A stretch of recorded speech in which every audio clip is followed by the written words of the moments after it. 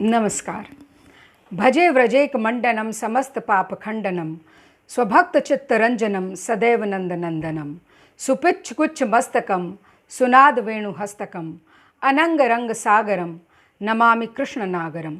आप सभी को Maharaja Agrasen technical education society की ओर से नम्रता शर्मा का वंदन और अभिनंदन।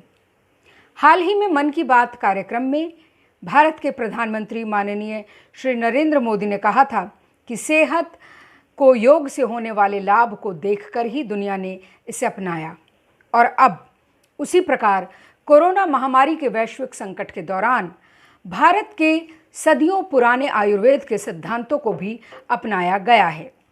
मेड्स के संस्थापक अध्यक्ष और उसके आधार स्तंभ डॉक्टर नंदकिशोर गर्ग ने श्री मोदी की बात को दोहराते हुए अपने संदेश में मिरासिया इलाडे, एक रोमानियन फिलोसोफर को कोट करते हुए कहा कि योग वह विज्ञान है जो सीमित मनुष्य को असीमित बनाता है। इस पर विश्वास के लिए अंतर से भारतीय या भारतीय मनीषा का एक आयाम होने की पहचान आवश्यक है।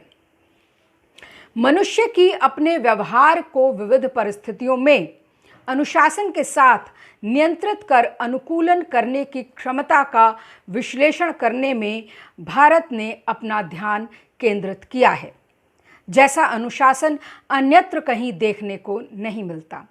श्री मोदी ने देश के युवाओं से आह्वान किया कि वे आयुर्वेद के विभिन्न पहलुओं की वैज्ञानिक तरीके से दुनिया के समक्ष व्याख्या प्रस्तुत करें, जिससे चिकित्सा क्षेत्र में भारत के प्राचीन आयुर्वेद के ज्ञान का वैश्विक लाभ सुनिश्चित किया जा सके। उन्होंने युवाओं से कोरोना संकट को आयुर्वेद का विश्वव्यापी प्रसार करने के एक अवसर के रूप में देखने की अपील की। डॉक्टर गर्ग ने मेड्स परिवार को संदेश देते हुए कहा कि श्री मोदी की अपील पर जोर देने की आवश्यकता है। उन्होंने उम्मीद जताई कि आयुष मंत्रालय ने रोग प्रतिरोधक क्षमता बढ़ाने के लिए जो प्रोटोकॉल दिया था उसका मेड्स परिवार पालन कर रहा होगा। डॉक्टर गर्ग ने कहा कि स्वस्थ व्यक्ति के स्वास्थ्य की रक्षा करना और रोगी व्यक्ति के रोग को दूर करना ही आयुर्वेद का प्रयोजन है। चरक संहिता में आयुर्वेद का प्रयोजन सिद्ध करते हुए कहा गया है, आयु कामये मानेन धर्मार्थ सुख साधनम आयुर्वेदोपदेशेषु विदेह परमादरः धर्मार्थ काम मोक्षाणाम आरोग्यम मूलमुत्तमम रोगासु तस्यापहर्तारः श्रेयसो जीवितस्य च। अर्थात धर्म, अर्थ, काम और मोक्ष का मूल उत्तम आरोग्य ही है। इन चारों की प्राप्ति हमें आरोग्य के बिना संभव नहीं है। कवि कुलगुरु कालिदास ने भी इसी विचार को प्रकट करने के लिए कहा था कि शरीर माध्यम खलु धर्म साधनम, अर्थात धर्म की सिद्धि में सर्वप्रथम सर्व प्रमुख साधन स्वस्थ शरीर ही है। अर्थात कुछ भी करना हो तो स्वस्थ शरीर पहली आवश्यकता है। ब्रैड विलिस कहते हैं कि emotional pain rarely comes up for me now, when it does for sure I feel it, but then fortunately through my life experience and my practices I am able to see it for what it is and I am able to use the techniques that yoga and Ayurveda have to offer us.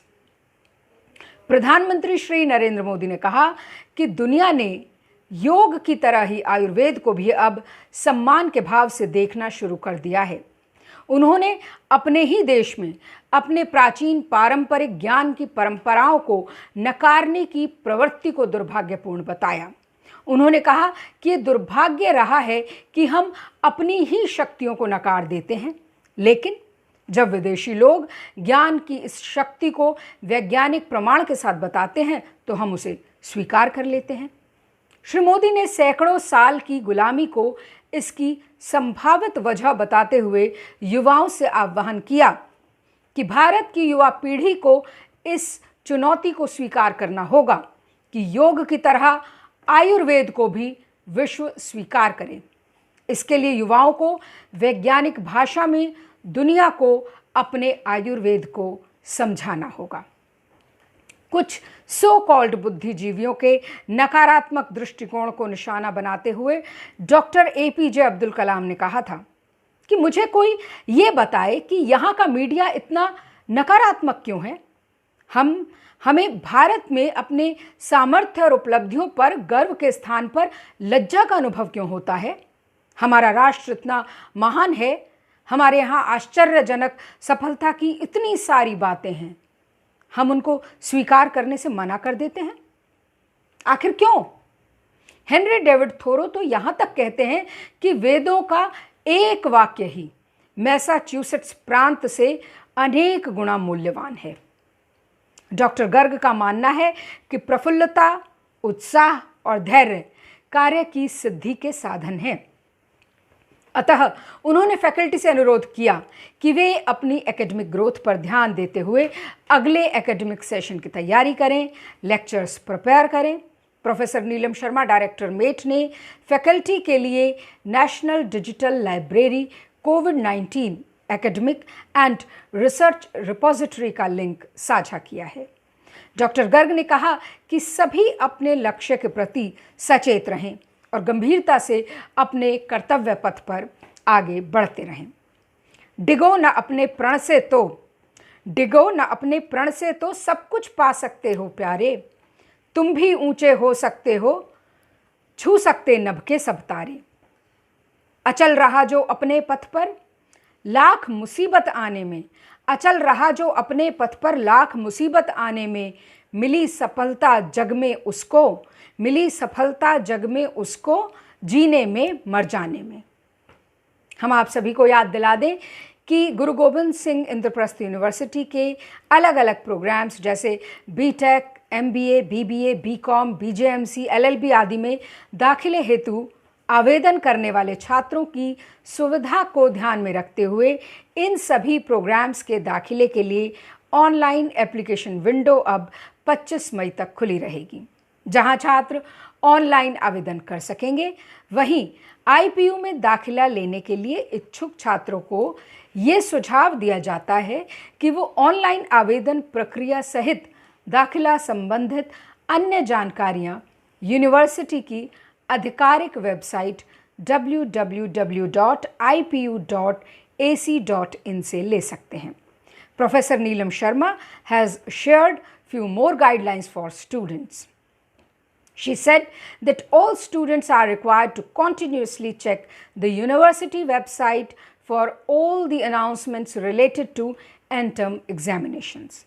The students are required to provide information regarding their back papers in which they want to appear in the current even semester to their respective principals, directors or deans to complete the registration chart, who in turn will forward the same to Controller of Examination.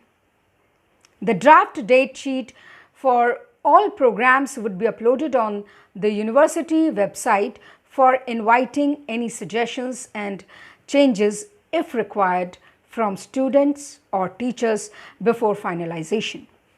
Final date sheet to be announced about 10 days before the start of the examination.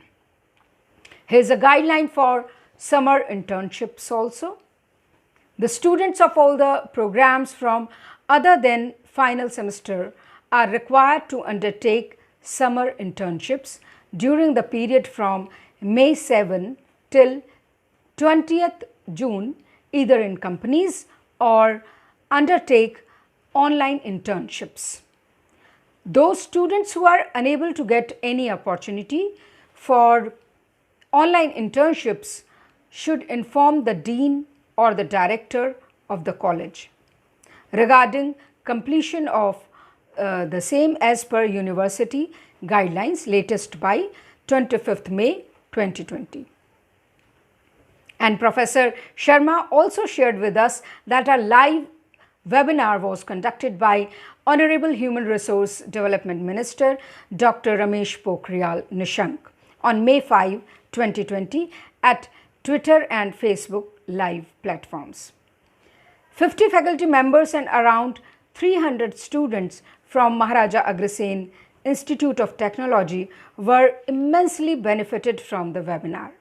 their queries regarding the conduct of exams, course material, availability and promotion to next class or semester were brilliantly answered and handled satisfactorily by the Education Minister of India. मेम्स के director professor Ravi Gupta ने बताया कि memes ने इस बीच faculty और students के लिए विभिन्न ऑनलाइन वर्कशॉप्स जैसे misinformation and fake news in the times of कोविड-19 और MBA in India and abroad का आयोजन किया। अंत में अयोध्या सिंह उपाध्याय हरिऔध के शब्दों में, सोचो संभलो मत भूलो घर देखो भालो, सोचो संभलो मत भूलो घर देखो भालो, सबल बनो बल करो सब बला सिर की टालो, दिखला दो है जगत विजयनी विजय हमारी, रग रग में है रुधिर उरग गति गर्व प्रहारी, वरकर वैदिक विरदा वली वरद वेद पथ पर चलो, सबको दो फलने फूलने और आप फूलो फलो। इस संदेश के साथ Maharaja Agrasen technical education society परिवार की ओर से हम सभी कोरोना फाइटर्स को सलाम करते हैं और मैं सभी के लिए प्रार्थना करती हूँ कि सर्वे भवन्तु सुखिनः, सर्वे सन्तु निरामया, सर्वे भद्राणि पश्यन्तु, माँ कश्चित् दुःख भाग् भवेत्। इसी प्रार्थना के साथ, इसी शुभकामना के साथ मैं पुनः आप सभी का अभिनंदन करती हूँ। धन्यवाद।